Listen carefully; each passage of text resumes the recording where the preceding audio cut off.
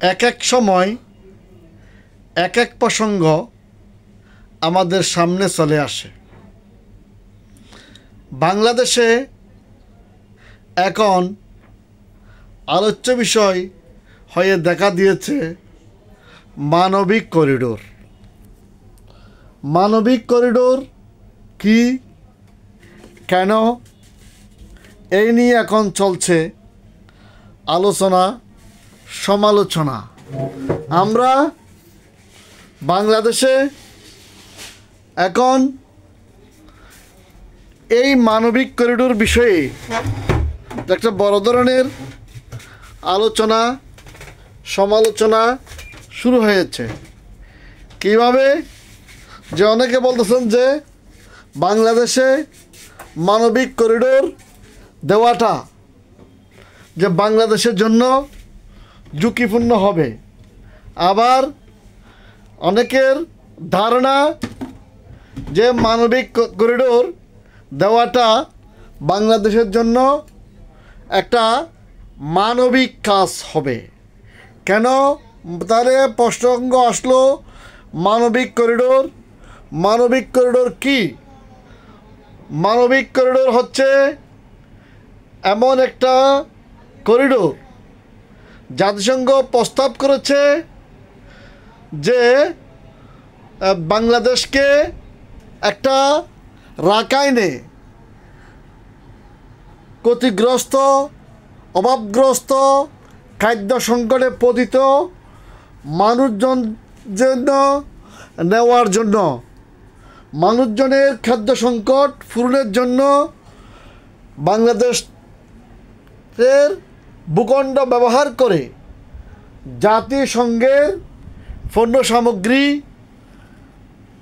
মায়ানমারের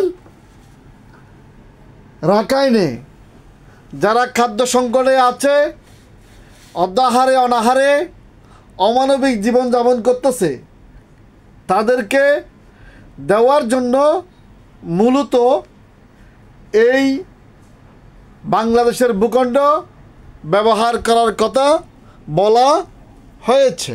এখন কথা হলো এই বাংলাদেশের ভূখণ্ড ব্যবহার করার কথাটি অনেকে ভালো চোখে দেখতেছেন না। অনেকে মনে করতেছেন যে এই মানবিক করিডোরের নামে বাংলাদেশের করিডোর ব্যবহার করে মার্কিন যুক্তরাষ্ট্র মায়ানমারে সন্ত্রাসবাদ ছড়াবে এবং বাংলাদেশের ভূখণ্ড ব্যবহার করে চীন কিংবা ভারতের সাথেও একটা সংঘাত লাগাইতে পারে। সে কারণে অনেকে এই ধারণা থেকে সমালোচনা করেছেন। আবার অনেকে জানে না যে মানবিক করিডোর যেটাকে বলছে, এই করিডোরটা কি। গত কিছুদিন আগে আমাদের নিরাপত্তা উপদেষ্টা এবং পররাষ্ট্র উপদেষ্টা বিষয়টি অনেকটা ক্লিয়ার করেছেন। ওনারাও বলছেন যে আমরা আসলে মার্কিন যুক্তরাষ্ট্রের হয়ে মিয়ানমারের সাথে কোনো প্রক্সি ওয়ারে যেতে রাজি নই। আমরা কোনো প্রক্সি ওয়ারে যাব না, কোনো ছায়া যুদ্ধ করব না, কারো সাথে আমাদের কোনো শত্রুতা মনোভাব আমরা পোষণ করব না। আমাদের সংবিধানের, আমাদের ফরেন পলিসির যে মূল কাঠামো, ফরেন পলিসিতে যে আছে, সকলের সাথে বন্ধুত্ব, কাহারও সাথে শত্রুতা নয়। আমরা এই সকলের সাথে বন্ধুত্ব, কাহারও সাথে শত্রুতা নয়, এই নীতিতে চলব। আমরা ভারত, পাকিস্তান, মায়ানমার সহ বিশ্বের সব দেশের সাথে একটা সুসম্পর্ক, বন্ধুত্ব আমরা রাখব। এটা হচ্ছে বাংলাদেশের ফরেন পলিসির মূল কাঠামো। সকলের সাথে বন্ধুত্ব, কাহারও সাথে শত্রুতা নয়। তাই জাতিসংঘ প্রস্তাব দিয়েছে যে বাংলাদেশের ভূখণ্ড ব্যবহার করে তারা রাখাইনে ত্রাণ সামগ্রী দিবেন, যারা হচ্ছে যে অত্যন্ত অমানবিক জীবনযাপন করতেছে, খাদ্য সংকটে আছে, তাদেরকে মার্কিন যুক্তরাষ্ট্র কিংবা জাতিসংঘ অধীনে তাদেরকে ত্রাণ সামগ্রী দিবেন। কিন্তু বাংলাদেশ এক্ষেত্রে যেহেতু জাতিসংঘভুক্ত একটি রাষ্ট্র, বাংলাদেশকেও তাদের জাতিসংঘের কথা অনেক সময় শুনতে হয়। যে কারণে মায়ানমারে যখন পরিস্থিতি খুবই খারাপ ছিল, তৎকালীন প্রধানমন্ত্রী শেখ হাসিনা 10-12 লক্ষ রোহিঙ্গা মুসলমানকে বা রোহিঙ্গাদেরকে, সেখানে হিন্দুও আছে অন্যান্য জাতিও আছে, তাদেরকে বাংলাদেশে আশ্রয় দিয়েছিল। যাই হোক, কথা হচ্ছে বাংলাদেশ বা জাতিসংঘের সদস্যভুক্ত একটি রাষ্ট্র, তাই জাতিসংঘের কথাও অনেক সময়ে বাংলাদেশকে মানতে হয়, শুনতে হয়। কারণ তাই যদি না হয়, আবার কোনো সময়ে বাংলাদেশ যদি কোনো বিপদে পড়া যায়, তাহলে জাতিসংঘ কিন্তু আমাদেরকে আর সাহায্য সহযোগিতা করবে না।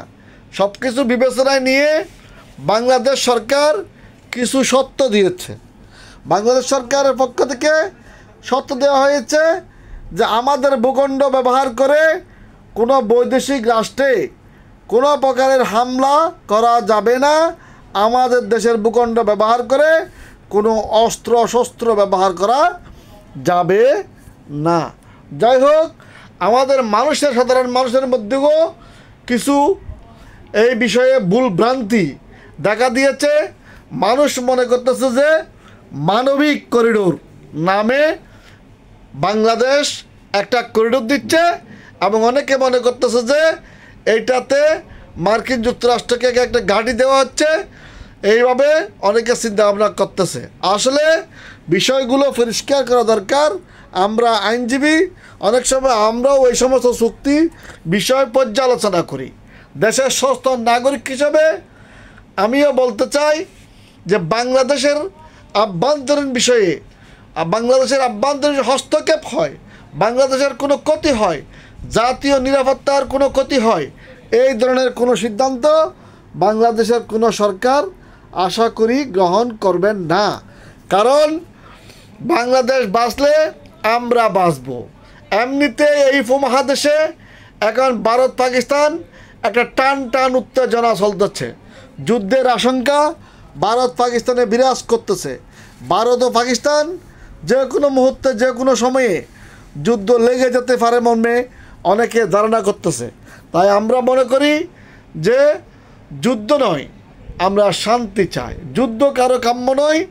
যুদ্ধ হলে একটা দেশে মানুষ পঙ্গু হয়, খুন হয়, শহীদ হয়, যেভাবে হোক না কেন বলেন না কেন, রাষ্ট্রের জনগণের মারাত্মক ক্ষতি হয়। যে ভারত যদি পাকিস্তানে হামলা করে, পাকিস্তানেও কিন্তু ভারতে হামলা করবে, সেটা পাকিস্তানের প্রধানমন্ত্রী পররাষ্ট্রমন্ত্রী বলে দিয়েছে।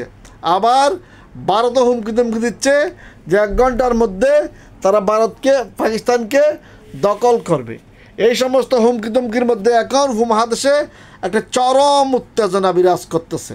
তাই আমরা আশা করতেছি যে এই ধরনের হুমকি ধমকি উত্তেজনা প্রশমিত হোক, এবং আমাদের দেশ নিয়ে যে ষড়যন্ত্র চলতেছে সেই ষড়যন্ত্র বন্ধ হোক। আমাদের বাংলাদেশের পররাষ্ট্রনীতির অন্যতম ক্যারেক্টার হলো যে সকলের সাথে বন্ধুত্ব, কারো সাথে শত্রুতা নয়। ভারত কিংবা পাকিস্তান কোনো রাষ্ট্রই আমাদের সাংবিধানিকভাবে রাষ্ট্রীয়ভাবে শত্রু নয়। ভারত কিংবা পাকিস্তানের সাথে আমরা কোনো প্রকারের যুদ্ধে জড়াতে চাই না। কাউকে আমাদের সরকার এ পর্যন্ত সরাসরি সমর্থন দেয় নাই বা কারোর সাথে বৈরিভাব পোষণ করেন নাই। এখন প্রসঙ্গ আসছে মানবিক করিডোর। এটা মিয়ানমারে যে যারা খাদ্য সংকটে আছে, তারা মুসলমান হোক, মিয়ানমারের বৌদ্ধ হোক, যে মিয়ানমার রাখাইনে যে সমস্ত লোকজন খাদ্য সংকটে আছে, তাদেরকে খাদ্য দেওয়ার জন্য বাংলাদেশের একটা অংশকে ব্যবহার করার জন্য জাতিসংঘ মহাসচিব বাংলাদেশকে অনুরোধ করেছেন। এখন বাংলাদেশ বিষয়টিকে বিবেচনায় রেখেছে।